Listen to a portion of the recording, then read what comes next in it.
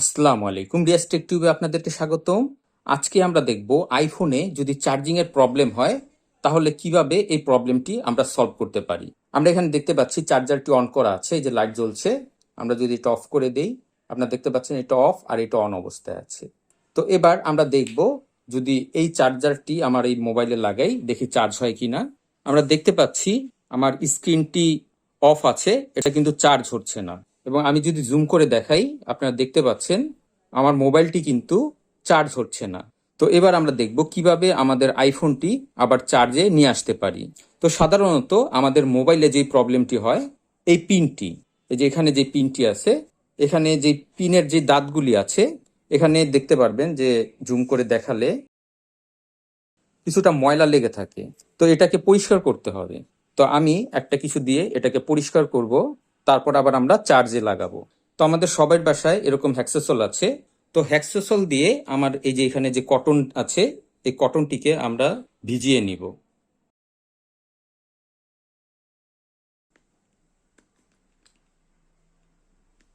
যদি বেশি ভিজে যায় তাহলে চিপে পানিটিকে আমরা কমিয়ে নিব।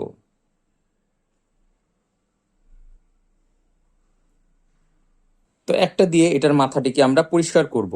তো পরিষ্কার করার আগে অবশ্যই আমরা লাইনটি অফ করে নিব। আমরা ভালো করে পরিষ্কার করব।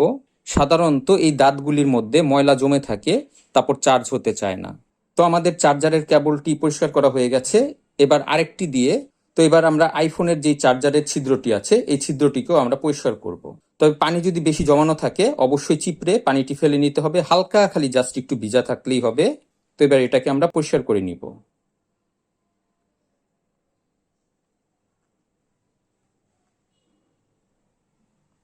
তো আমাদের পরিষ্কার করা শেষ।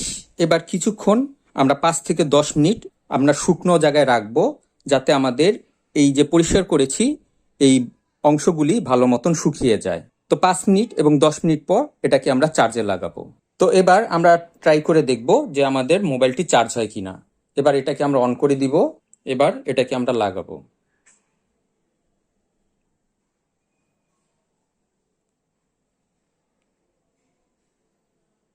আপনারা দেখতে পাচ্ছেন আমার কিন্তু চার্জ নেওয়া শুরু হয়ে গেছে। এবং আমি আপনাদেরকে জুম করে দেখাচ্ছি, এই যে 35% এখানে কিন্তু চার্জের আইকনটি দেখাচ্ছে, আইফোনটি চার্জ নিচ্ছে। তো এভাবে আমরা খুব সহজেই আমাদের আইফোন যদি কোনো কারণে চার্জ না নেয়, আমরা এই প্রবলেমটি সহজেই সলভ করে নিতে পারি।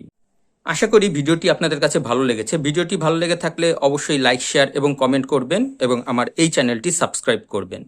নেক্সট ভিডিও দেখার আমন্ত্রণ রইল। আজ এ পর্যন্তই। খোদা হাফেজ।